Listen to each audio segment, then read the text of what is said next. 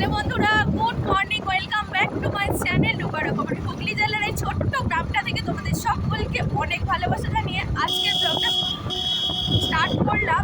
একদম বাইকে চেপে রাস্তা থেকে সকালবেলা ঘুম থেকে উঠে সমস্ত কাজকর্ম কমপ্লিট করে চাটা খাওয়ারও টাইম পাইনি। মেয়েকে নিয়ে ডাক্তারখানায় যাচ্ছি, কারণ ডাক্তারবাবু বেরিয়ে যাবে, ফোন করেছিল যে তাড়াতাড়ি আসুন, নাহলে আমি বেরিয়ে যাবো। যাই হোক, 9:10-15 মধ্যে যেতে বলেছে।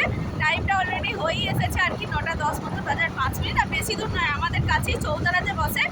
আর মেয়ের শরীর কালকে অনেকটাই খারাপ ছিল, আজকে ওরই মধ্যে একটুখানি। যাই হোক, ডাক্তারটা দেখিয়ে নেওয়াই ভালো। দেখিয়ে নিয়ে চলো, তোমরা দেখতে থাকো, সাথে থাকো, ঠিক আছে?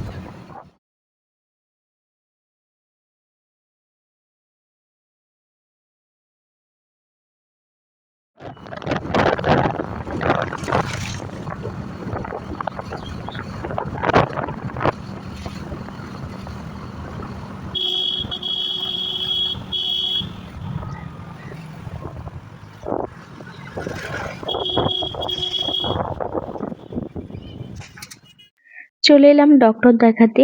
আর এই দেখো, সামনে ওষুধের দোকানটা দেখতে পাচ্ছ, মন্ডল ফার্মেসি। এখানেই বসেন ডক্টর। ডক্টর দেখানো কমপ্লিট হয়ে গেল, ওষুধও নিয়ে নিলাম। এবার চলো বাড়ি যাওয়া যাক। আর বাড়ি যেতে যেতে আমাদের খালি মনে হচ্ছে একটুখানি চা হলে ভালো হতো।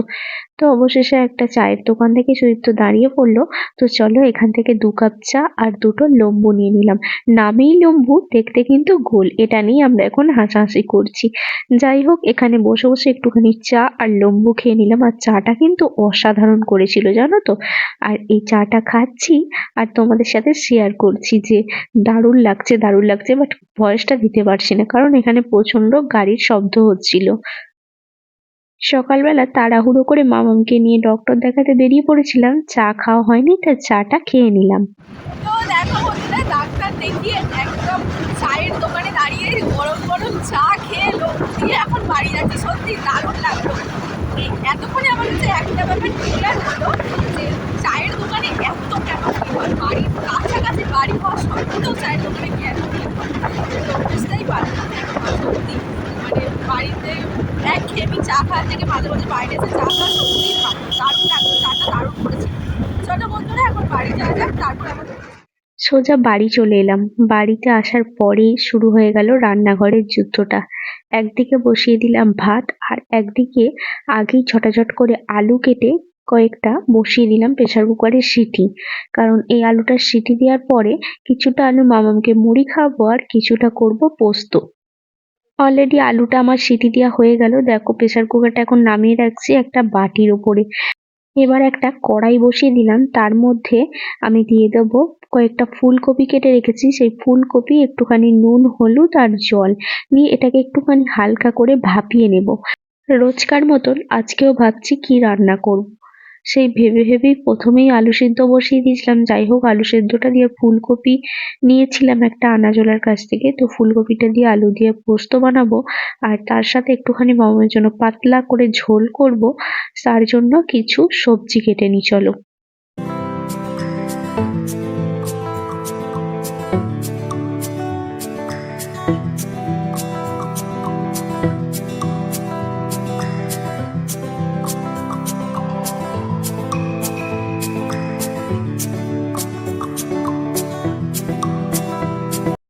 গাজর, মটরশুঁটি আর বিনস কেটে নিলাম। আর এই দেখতে পাচ্ছ একটা আলু রয়েছে, এই আলুটা আমি দেবো না। যেহেতু পোস্তর আলুটা আমি অনেকটাই সিটি বসিয়েছিলাম, ওখান থেকে একটুখানি আলু নিয়ে দিয়ে দেবো ঝোলে। তো চলো বন্ধুরা, এখন কাটাকুটিটা কমপ্লিট করে নিই। সবজিগুলো কেটে নেওয়ার পরে তারপরে একটা শসা ছিল, মুড়ি খাওয়ার জন্য এই শসাটাকে একটু কেটে নিলাম। আমার সাথে কথা বলতে গিয়ে ওর প্রেসার কুকার গেল উল্টে। গালটা খুব চুলকাচ্ছে, নিতে একটু চুলকে নেই। আজকে শুধু ছন্দ মেলাচ্ছে মিস্টার দাস, ছন্দ মেলাচ্ছে মিস্টার দাস। কিছু একটা প্ল্যানিং আছে মনে হয়। দেখিস শোনা যাক কি প্ল্যানিং।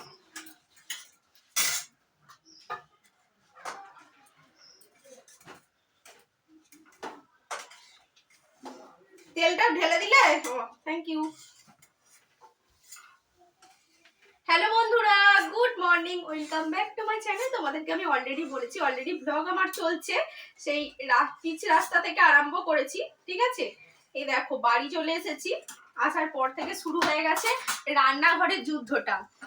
ভাত বসিয়েছি, ওদিকে ফুলকপিটা একটুখানি জলে ভাপিয়ে নিলাম নুন হলুদ দিয়ে, আর প্রেসার কুকারে আলু সিটি দিয়ে রেখেছি। আজকে বানাবো হচ্ছে ফুলকপি আলু পোস্ত, অনেকদিন পরই বানাবো।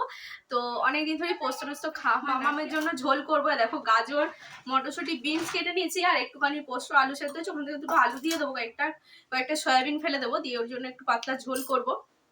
আর আমাদের জন্য তো পোস্ত ডাল ভাত আজকে হবে। তো চলো এই হচ্ছে আজকে আমাদের মেনু, ঝটাঝট করে নিই, ঠিক আছে চলো। আর হ্যাঁ, আরেকটা জিনিস বানাবো, সেটা হচ্ছে কয়েকটা কমলা লেবু রয়েছে, কমলা লেবুগুলো খুব টক, তো সেই টক কমলা লেবু দিয়ে বানাবো হচ্ছে চাটনি। চলো তোমরা সাথে থাকো, দেখতে থাকো।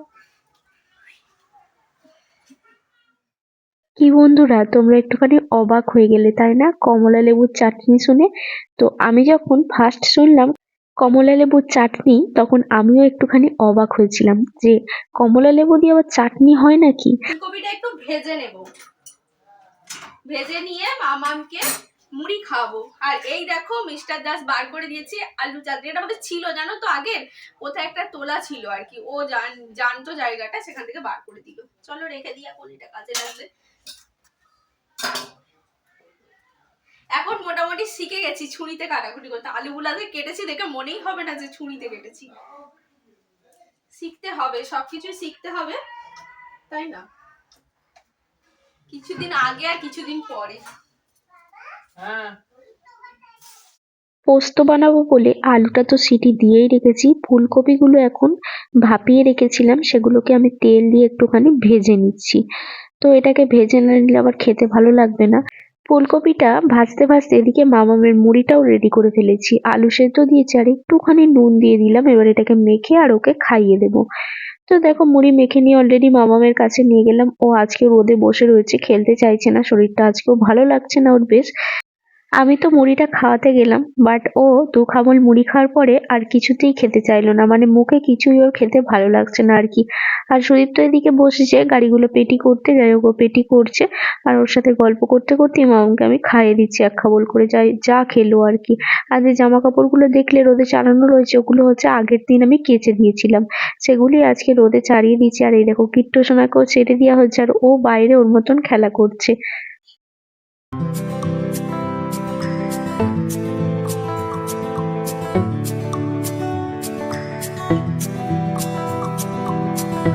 মামামকে মুড়িটা খাইয়ে চলে এলাম আবার রান্না বান্না করতে। দেখো এখন পোস্ত বেটে নিচ্ছি, আর এই শিলটা আমি এখানে তুলে রেখে দিয়েছি, আর এখানেই আমার মশলাটা বাটতে খুব সুবিধা হচ্ছে জানো তো, সেই জন্য এটাকে এখানে তুলে দিয়েছি। আর শিলটাকে আমি সোজা করে রেখে দিয়ে একদমই চিৎ করে পেরে রাখি না, এরকম ভাবে নাকি শিল রাখতে নেই পেরে। আগে তো আমি পেতেই রাখতাম আর কি, তো মা অনেকবারই বলেছে যে পেতে রাখতে নেই, পেতে রাখলেও আমি ঢাকা দিয়ে দিতাম আগে। তো চলো এখন পোস্তটা বেটে নেওয়ার পরে কড়াই তেল দিয়ে একটুখানি পাঁচ ফোড়ন দিয়ে দিলাম, আর পোস্ততে পাঁচ ফোড়ন দিলে না খেতে বেশ লাগে। আর তার সাথে একটুখানি শুকনো লঙ্কা, পেঁয়াজ কুচো আর একটু টমেটো দিয়ে দিলাম। এবার দেখো দিয়ে আলুটা দিয়ে নিচ্ছি, যে আলুগুলো আমি সিটি দিয়ে রেখে দিয়েছিলাম, আলুগুলো একটু শক্ত হয়ে গেছে যেহেতু শীতকাল তো, আর নতুন আলু। তো চলো তারপরে ফুলকপিটা দিয়ে এখন এটাকে আমি কিছুক্ষণ ভাজা ভাজা করে নেওয়ার পরে এবার পোস্তটা ঢেলে দিলাম। তার সাথে একটুখানি কাশ্মীরি লঙ্কার গুঁড়ো দিয়ে দিলাম কালারটা হওয়ার জন্য। আর তারপরে দেখো ওদিকে পোস্তটা বসিয়ে দিয়ে আর এদিকে চলে এলাম কমলা লেবুটা ছাড়াতে। তোমাদেরকে আগেই বললাম যে কমলা লেবুর চাটনি করব। হ্যাঁ বন্ধুরা, আমিও যখন ফার্স্ট টাইম শুনলাম যে কমলা লেবুর চাটনি, আমিও একটুখানি অবাক হয়েছিলাম। তারপরে আমার হাজবেন্ড বলে যে কমলা লেবুরও চাটনি হয় জানো, ইউটিউবে আমি দেখেছি। আমি বললাম তাহলে আমাকেও দেখাও। তো যাই হোক সেটা আমি আর দেখিনি, আমি আমার মতন করেই টমেটো আর কমলা লেবু দিয়ে আজকে চাটনিটা বানাবো।